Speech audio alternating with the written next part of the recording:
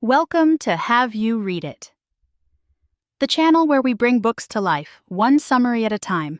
Whether you're here for self-help, personal growth, or business inspiration, there's something for everyone.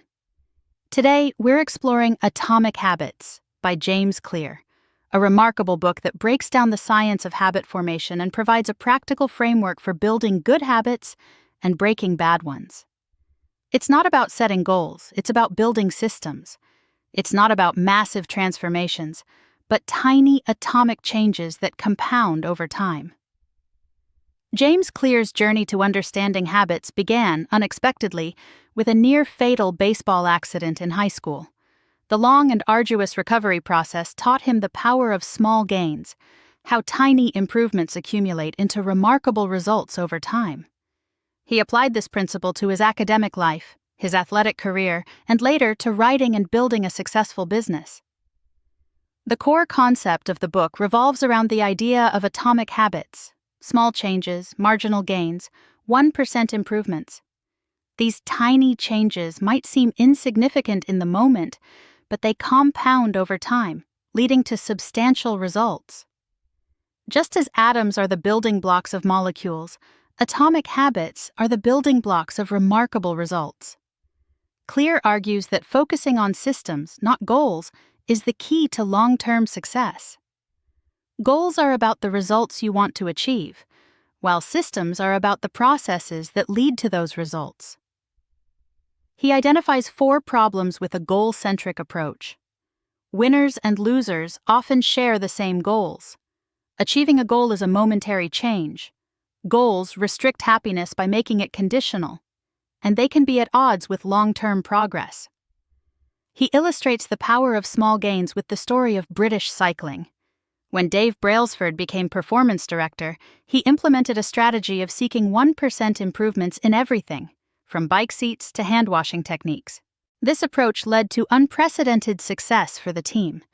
The book then explores the 3 layers of behavior change: outcomes, what you get; processes, what you do; and identity, what you believe. Clear emphasizes identity-based habits, focusing on who you wish to become rather than what you want to achieve. This shift in perspective aligns your actions with your desired self-image, making lasting change more likely. He uses the example of 2 people trying to quit smoking. One says, "I'm trying to quit," while the other says, "I'm not a smoker." The second person has already made a shift in identity, which reinforces their desired behavior. This is where the 4 laws of behavior change come in, providing a framework for building good habits and breaking bad ones. The first law: make it obvious. This involves becoming aware of your habits, good or bad. Clear introduces the Habits Scorecard, a simple exercise where you list your daily habits and categorize them as positive, negative, or neutral.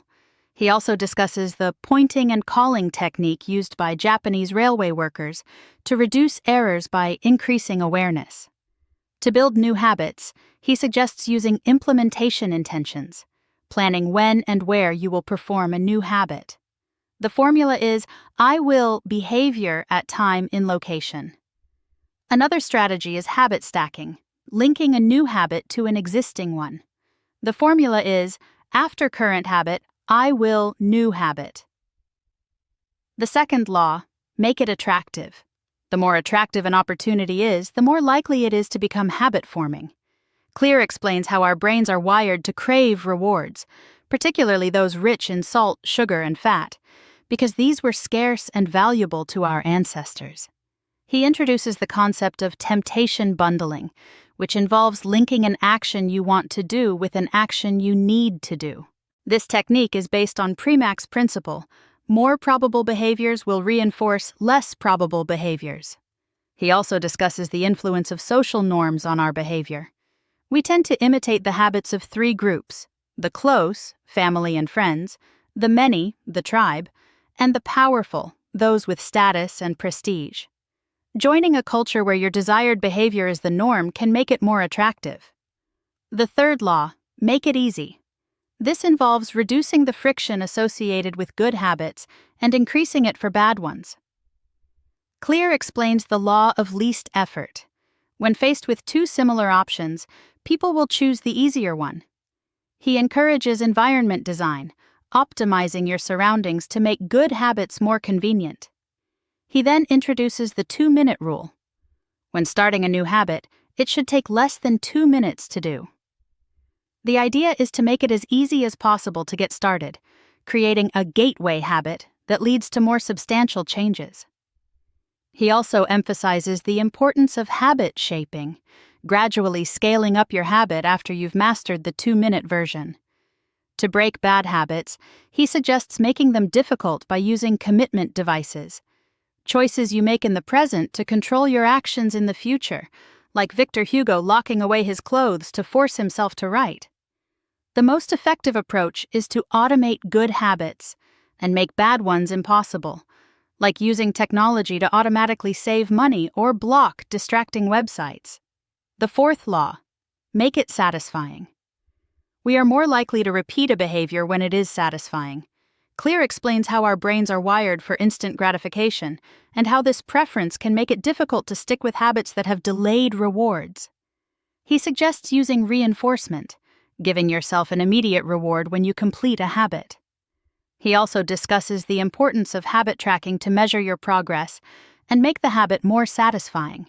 He uses the paperclip strategy as a visual way to track progress, moving paper clips from one jar to another each time a task is completed. Clear emphasizes the importance of never missing twice. If you miss one day, get back on track immediately to avoid forming a new negative habit. To break bad habits, he suggests using an accountability partner or creating a habit contract where you commit to a punishment if you don't follow through. This adds a social cost to inaction, making it more immediately unsatisfying. The book concludes with advanced tactics to take your habits to the next level. It explores the truth about talent, emphasizing that genes don't determine your destiny but your areas of opportunity. He advises tailoring your habits to your personality and skills. Clear introduces the Goldilocks rule. Humans experience peak motivation when working on tasks that are right on the edge of their current abilities. It's about finding the sweet spot between boredom and anxiety. He also talks about the importance of embracing boredom and developing a professional mindset, showing up consistently even when you don't feel like it. Finally, he discusses the downside of creating good habits, explaining how they can lead to complacency and a lack of attention to detail. He emphasizes the importance of reflection and review to continuously improve your habits and avoid stagnation. This involves regularly evaluating your performance and making adjustments as needed. He recommends keeping a decision journal and conducting an annual review and integrity report to reflect on your progress and identify areas for improvement. So, what's the main takeaway? It's not about single, grand gestures, but about the power of tiny gains consistently applied. It's about building a system of atomic habits that compound over time, gradually shaping you into the person you want to be. Here are a few easy-to-remember heuristics from the book. Make it obvious, make it attractive, make it easy, make it satisfying. Never miss twice. Focus on systems, not goals. And remember, small habits, remarkable results. Thanks for watching Have You Read It? Make sure to give this video a thumbs up and hit that subscribe button so you never miss our next book exploration.